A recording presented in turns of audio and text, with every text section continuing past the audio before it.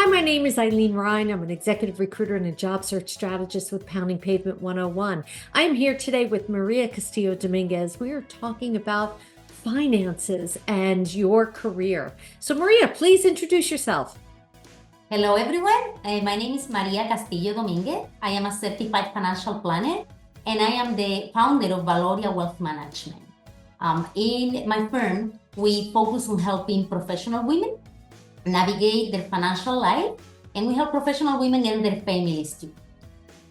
Fantastic. So today is a great topic for those senior professionals, because as they are coming to the sunset of their careers, that's a nice diplomatic way to put it, they need to take a look at that retirement package and evaluate as to when they can retire, how they need to get set up in order to retire. So Maria, can you shed some light on this situation as my senior professionals are getting ready for retirement? Yeah, so many things to look at here, right? Like this is a big step before a big transition. So there are a lot of things to look at here.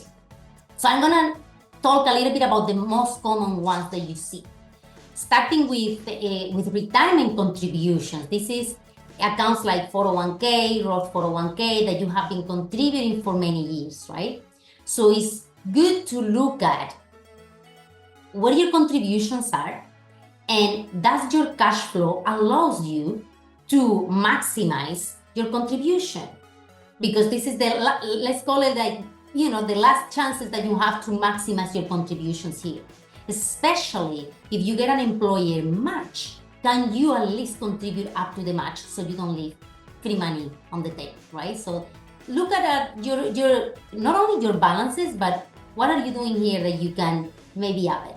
Especially too, if you are thinking you may retire in June, let's say in the middle of the year, if your income allows it, you may be able to make the full contribution for the year in the first 6 months if your cash flow allows it. So make sure that you take advantage of all of those things.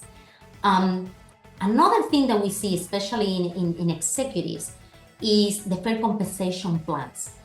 So deferred compensation plans is just what it sounds like. There is a plan where you have had a high income, or you still have a high income, and you have decided to defer your income for retirement. So what are your options for your deferred compensation plans? More than likely, it's going to be two, either annuity payments, meaning monthly payments, or a lump sum. It's good to evaluate. It's going to be very different and very unique for everybody. What is my best choice? Annuity, be aware that this is taxable money to you now. You defer your taxes and your income until your retirement. So it's important that now it's going to become taxable to you. In many cases, lump sum may not make sense because it's a lot of money coming to you that may put you in a higher tax bracket. But in some cases, it may make sense. It's going to depend on every person. But make sure that you understand what are the details, what are the options they are giving you, and what is your best option for you. Is it to take a lump sum? Is it to take an annuity? And when you take an annuity, or I'm just going to call it monthly payments, they may give you different options for that too. So make sure that you understand your options and you make your calculations, and maybe you get help from a financial planner to help you decide what is the best option for you.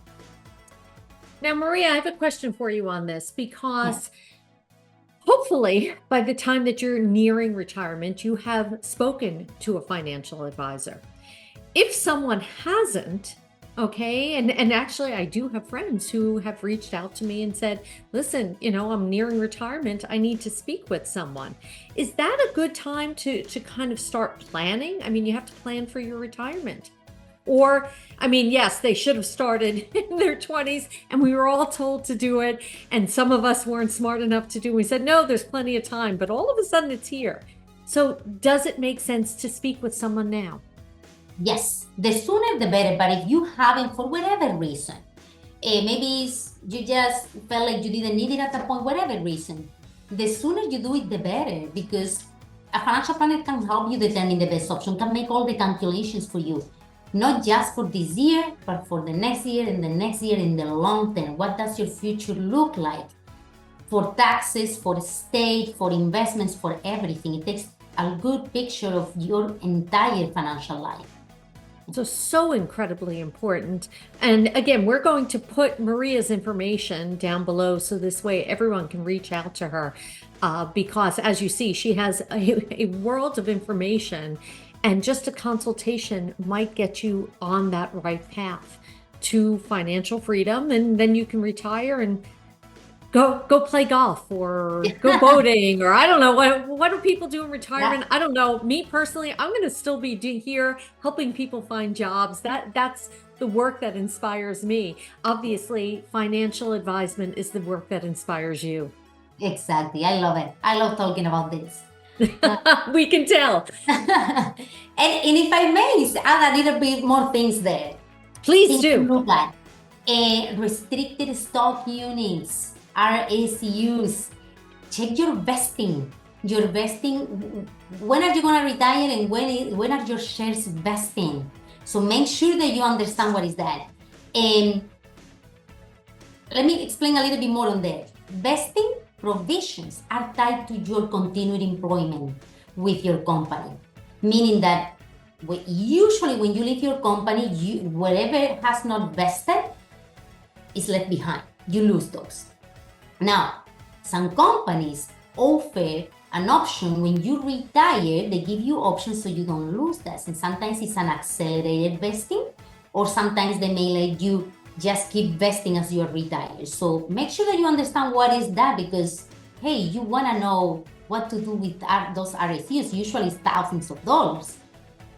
Now, for privately held companies, if you work for a company that is not publicly traded, so let's say, for example, Microsoft and Google, publicly traded, RSUs are a little bit different. For companies where they are not publicly traded and they have issued RSUs to you, they're a little bit different. They're more restricted. Your shares are a lot less liquid. You cannot buy it and sell it so easily. And they may have different rules too, as to what you have to leave behind, or how you can sell it, how much, and to who. So they may have different rules if you are in a company that is privately held, just so you know. And if I may add a few more things. We can tell that you're inspired by this, and I don't want to forget, as I said, a world of knowledge for people. They should be. I hope so. I hope so. There is so many things to look at, right? There are so many benefits are tied to your company. Life insurance. There is a chance that at this point in life, you do not have the need for life insurance anymore. Maybe yes, maybe not. It's worth evaluating. If you need still life insurance and you have been using your company's group policy, see if you can convert that to a private individual policy, because the cost might be a lot better to continue it. You at this point, depending where you are in life, you may not even be eligible to life insurance. We don't know. So check that benefit and see if you need it. Can you transfer it to an individual policy? Sometimes you can. Pay time off, vacation time. Don't leave anything behind. So make sure that you understand, hey, if I leave right now, what is my vacation time gonna look like? Do I get a payout, or do I lose them? If you lose them, you lose some days that you could have just taken off. If it's a payout, make sure that you're aware that it's taxable money to you, just so you know. And then very important, health insurance coverage. How are you gonna cover your health insurance? Some cases, in your 65 or more, you may be eligible for Medicare. This is the time to look at very closely at your Medicare policies. If you are not eligible for Medicare yet, you may have to look at what other options that are there. Sometimes it can be COBRA, continuation of your benefits through your employer, or the marketplace. Most cases, COBRA is going to be more affordable, so make sure that you understand the options that you have. Fantastic. This is great information as people are moving into retirement for my senior professionals. Maria, thank you so much for doing this. We're going to continue this conversation in some other videos because, wow, you're sharing a world of information with us. So I want to remind everyone to subscribe to get alerts the next time Maria and I post a video, because I think that this is great information that can help you in your financial health and future and in your career. My name is Ilene Rein. I'm an executive recruiter and a job search strategist with Pounding Pavement 101.